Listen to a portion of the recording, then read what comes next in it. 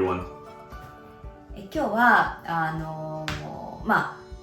前回お話しするって言ったトピックの中の、2人の関係性、リレーションシップの中で、一番皆さんに馴染みの深い、私たちを知っていただいたきっかけになったLove is Blind の期間中に起きてたこととか、それにまつわる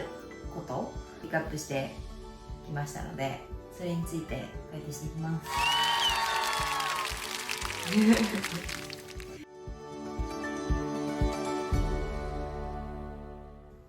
一つ目、何をきっかけに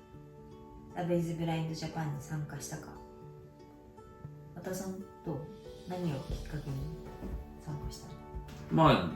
？Love is Blind Japan を知っている、友人がいまして、で僕は全然見たことは実はなかったし、 US 版ね見たことはなかったけれども、その友達がそこの募集を見ていて、で制作の皆さんとかでも知っていて、だからもうぜひもう渡るが出るべきじゃねえのかみたいなふうに言っていただいたものかな。多分その独身貴族ずっとやってたし、もうこんな結婚企画あるんだったら出た方がいいんだねっていうふうに強くお勧めはされました。見るよ。私はちょっと直前に結構失恋をしたっていうのも大きくて、それでもう30になったばっかで失恋して、いやもうやっぱり私好きな人には好きになってもらえないのかなみたいな時期にちょうどそのLove is Blind Japanがやるよっていうので募集してるよっていうのを周りでLove is Blind US を見てた友達が教えてくれて、ショーにも出てくれてたけど。見てたの？ Love is Blind US 見てた、めっちゃ見てた。見てたんだ。じゃあもう何をするかを知っていたってこと？もちろん知ってたよ。何にハマったのそれ？リアルだったからじゃないかな。本当に結婚したんだみたいなのとか、あとはやっぱりアメリカ版って結構人種の問題とか、そうだね。育った環境が全然違うとかっていうのが、宗教観もあるしね。宗教観もあるし、日本とはまた桁が違うというか、いいも悪いもねあると思うんだけど、それがすごく勉強になったっていうのもあったし、すごいただのリアリティショーというよりはエクスペリメント感がそうだったの。実験、社会実験だから、これはリアリティショー、ドキュメンタリーだからね、どっちかっていうと。なるほどね。まずっていうことですね。失恋きっかけではあったけど、友達に紹介しExploit me watching this? はい、次の質問いきます。みどりさん、これもすごいよく聞かれるんですけど、みどりさんとわたるさんは2人がもうプロポーズして結ばれるまでに、他の人とはどれぐらい話してたんですか？何人ぐらいの人と話してたんですか？何人ぐらいで？とりあえず一通り最初始まった時は全員総当たりで女性全員とは喋ってたし、多分女性も男性全員とは一旦一通り全部全員とは喋るよ。4日目というか中旬からはもうお互いに好意がないとポットを入らせてもらえないというか、もちろんリクエストはできるんだけど時間が限られてくるみたいなルールはあったよね。実際じゃあ何人ぐらい？あなたは俺と以外だったら誰と話したんだっけ？それも今話す話。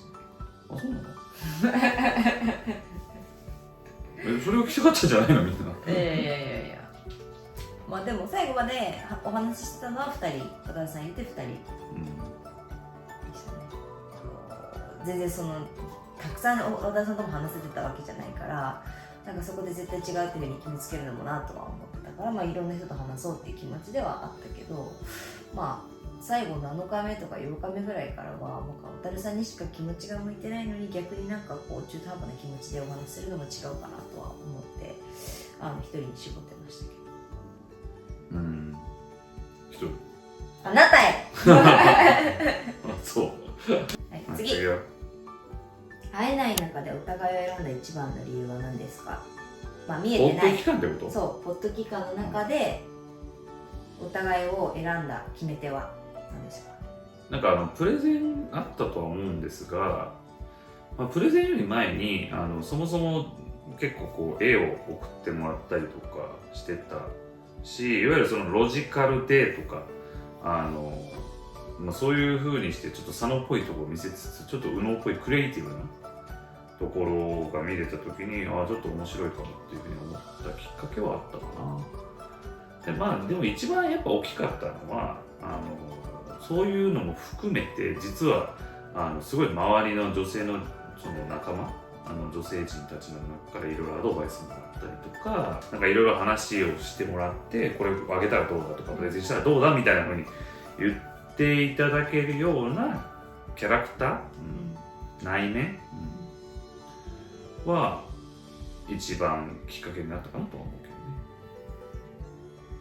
私のその先まで見てくれたの？もちろんそこも含めてだから。そういう回でそれありがとうございます私が渡さんでもなんかこれインタビューとか番組の中でも話してたけど、なんでいいんだろうみたいなシーンがあって、なんか奈々ちゃんがそれでいいじゃん、あなたの感情がそう言ってるんだからそれでいいじゃんみたいな、なんか宣教師みたいな、いや適当じゃない、私あれ結構本当に泣いてたから裏で裏でってか表でめちゃめちゃ泣いてましたよね。そうなんだけど、まあ分かんなかった。なぜ渡さんがそんなに特筆していいと感じたのかっていうのが言葉ですごく説明できなくて、でもなんか後から考えたらやっぱそこがやっぱり決め手だったのかなとは思いますね。どういうこと？今まで比較というか、まあ自分がどういう観点で何を求めてるのかっていうのはやっぱり分析しがちだし、するべきだし、最初は特になんだけど、やっぱそこじゃないところ、感情のところがすごくこう惹かれて、例えばその話の間であったりとか、そういうところが惹かれたっていうところがこうなんだろう、学生時代の恋愛とかにすごく近かったわけよ。全然違うね。そうだからそこの分かんないけどあの人のこと好きみたいなあるじゃん、昔は。話し方とか雰囲気とか受け答えとか寛容性みたいな、こうもっとふわっとしたところがすごく合うなっていう感じがなんかギューってしたみたいな感じ。びっくりするぐらい抽象的だねそう、でも本当こういう感じだったんだよね。それがこんな抽象的に人のことを好きになるんだなっていう感じ。次の質問ですね。対面時に、初めてのブリッジで会った時に見た目との想像とのギャップがあったのになぜキスしたんですかっていうこれね結構来てた DM で。そうなの、なんでタイプじゃないのにそれをキスしていてくれたんですか？でも私は結構最初からアメリカ版を見てた人だからさ、ああいう情熱的な感じで来てくれるんだろうと思ってたし、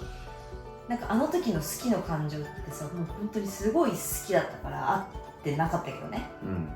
だからどんな見た目であったとしても、絶対にチューはしようと思ってた。でもこれは多分前日の夜みんなで飲んでた時とかも言ってたかもね。いや知らん、それはチューはするっていう、でも好きってなってたじゃん。出会った好きじゃないってなったわけじゃん。そんなことないから。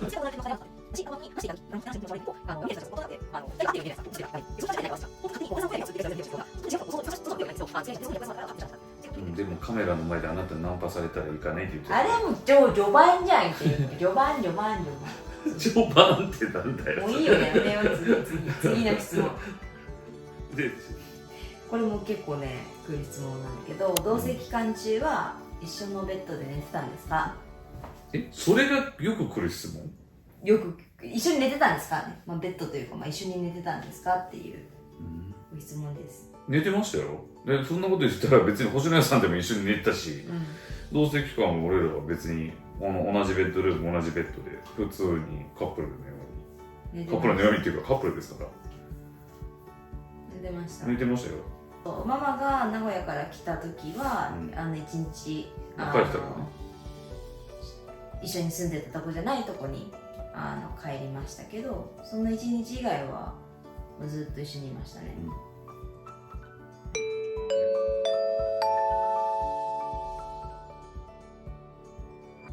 はい、というわけで皆さんから DM などでいただいた質問を回答させていただきました。前編はこちらで終わりです。後編も楽しみにしていてください。チャンネル登録もよろしくお願いします。